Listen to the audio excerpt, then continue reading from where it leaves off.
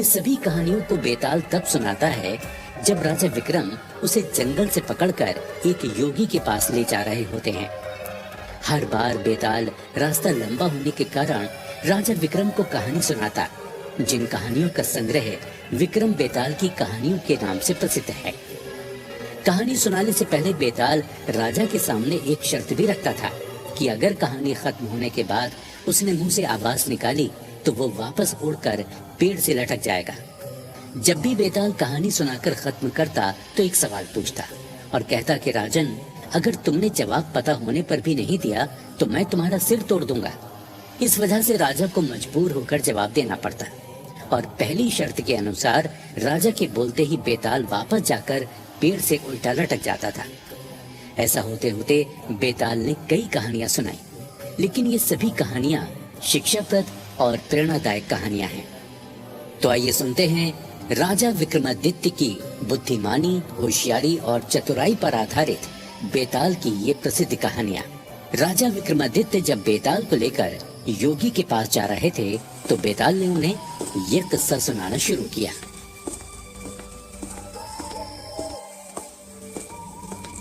तुझे अपनी शर्त अच्छी तरह याद है राजन? अगर तू रास्ते में बोलेगा तो मैं वापस लौटकर पेड़ पर चढ़ जाऊंगा।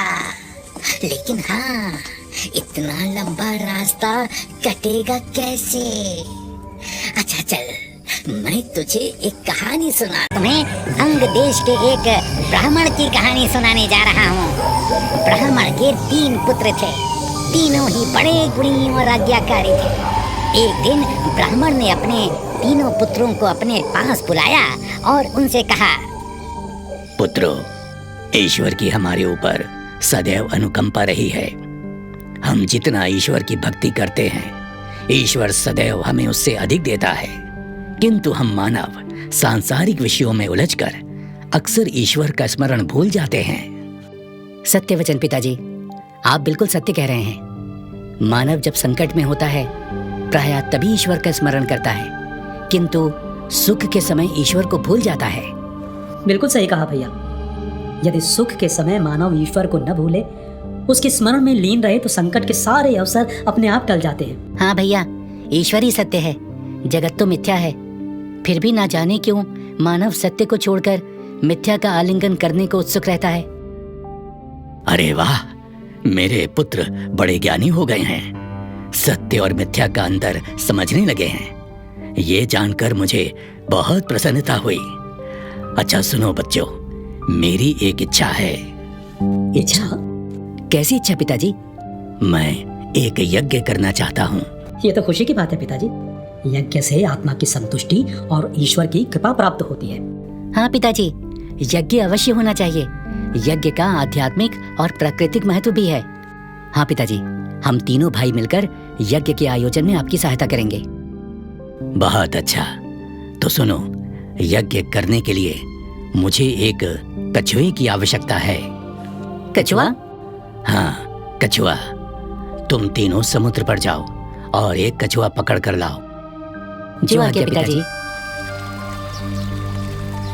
इस कछुए को हाथ में उठा लो भैया, फिर हम इसे पिताजी के पास ले जाएंगे।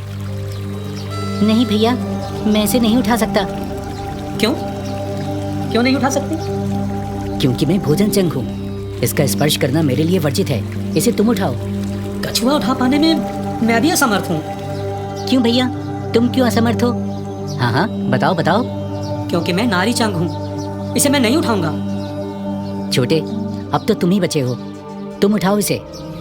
नहीं नहीं भैया, मैं तो शैया चंग हूँ, मैं इसे नहीं उठा सकता। आश्चर्य का विषय है, मैं भोजन चंग, ये नारी चंग और तुम शैया चंग। अगर देखा जाए तो इन तीनों में भोजन चंग सबसे श्रेष्ठ, सबसे बढ़कर होता है।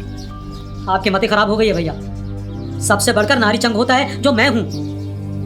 अरे तुम दोनों को गलतफहमी हो गई है। ना भोजन चंग बढ़कर है और ना ही नारी चंग। सबसे अधिक बढ़कर शैया चंग होता है।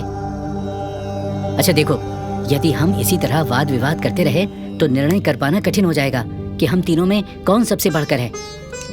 मेरा विचार है कि किसी ज्ञानी ध्यानी श्रेष्ठ विद्वान पुरुष के पास जाकर हमें उससे निर्णय लेना चाहिए। लेकिन भैया, ऐसा विद्वान पुरुष हमें मिलेगा कहाँ? राजसभा में। राजसभा में? हम कुछ समझे नहीं भैया। भला राजसभा में कौन विद्वान पुरुष है?